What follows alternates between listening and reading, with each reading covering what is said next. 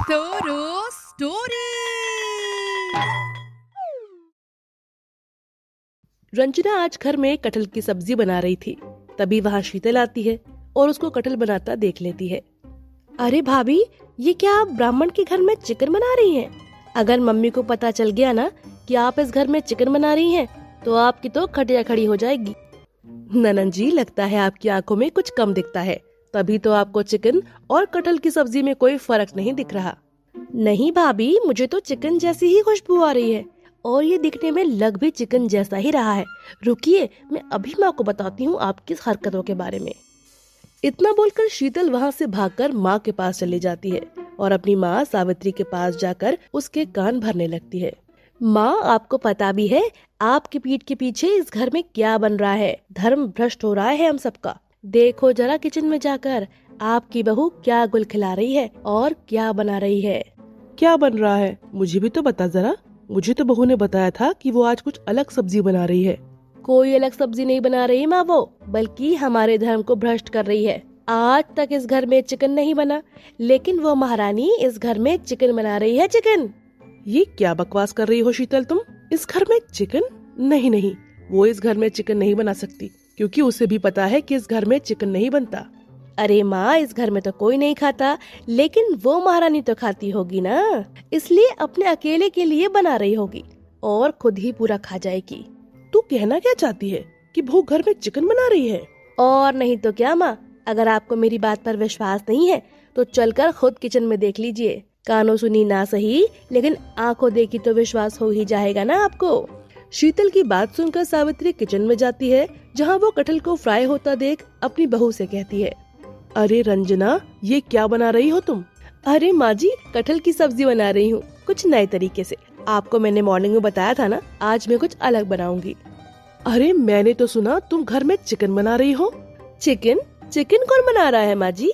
और आपको ये बात कही किसने कि मैं इस घर में चिकन बना रही हूँ?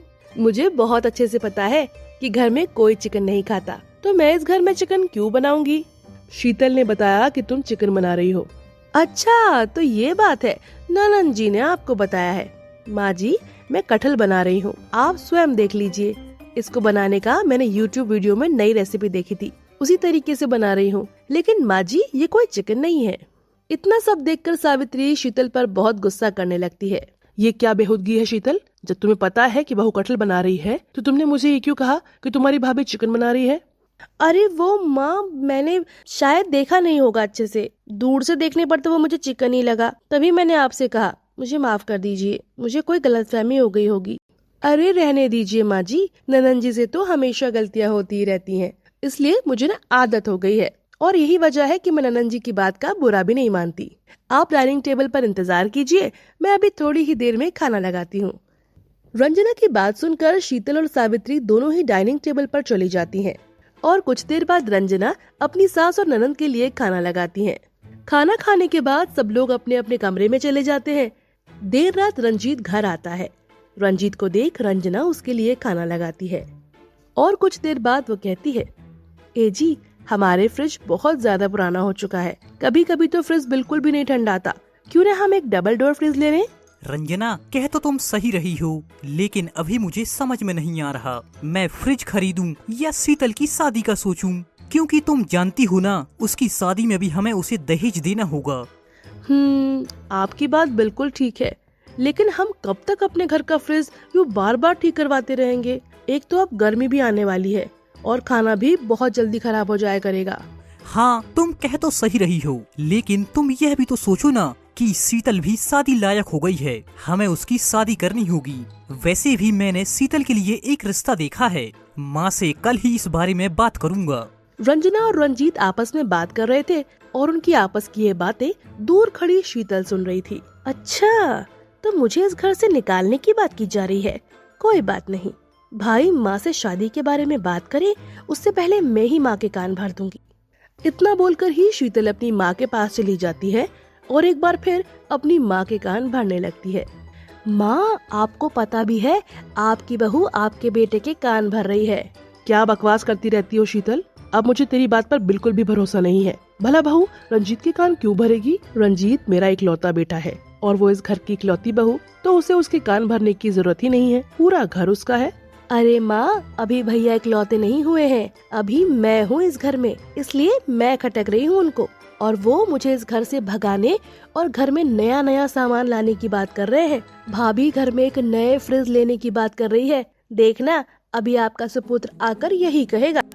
तब सावित्री उसकी बातों पर ध्यान नहीं देती और अपने कमरे में चली जाती है। और फिर अगले दिन रंजीत माँ के कमरे में आकर माँ से कहता है, माँ, शीतल के लिए एक बहुत ही अच्छे लड़के का रिश्ता आया है। जैसे अपना छोटा सा घर है ना, वैसे ही उनका घर है, और लड़का बैंक में है और उसकी 2 छोटी बहनें हैं। आप कहो तो मैं आगे की बात करूँ? अरे मेरे कहने से क्या होगा, तुम लोग ही डिसाइड कर लो, रहना उन दोनों को है तो एक बार वो ओके कर दे तो चट मंगनी पट ब्या।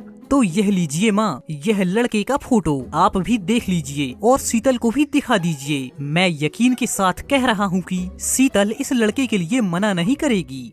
उसकी माँ लड़के का फोटो लेकर शीतल के पास जाकर उसे लड़के के बारे में सब कुछ विस्तार पूर्वक बता देती है।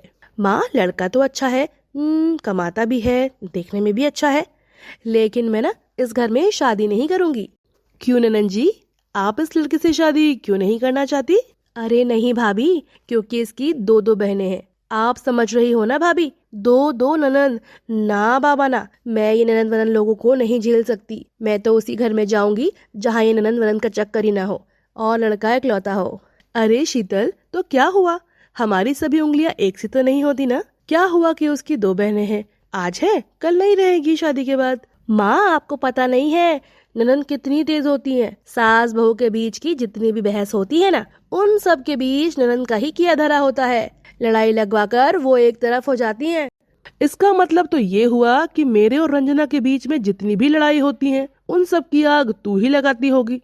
अरे नहीं माँ, मुझे क्या मिलेगा मेरे घर में आग लगाकर।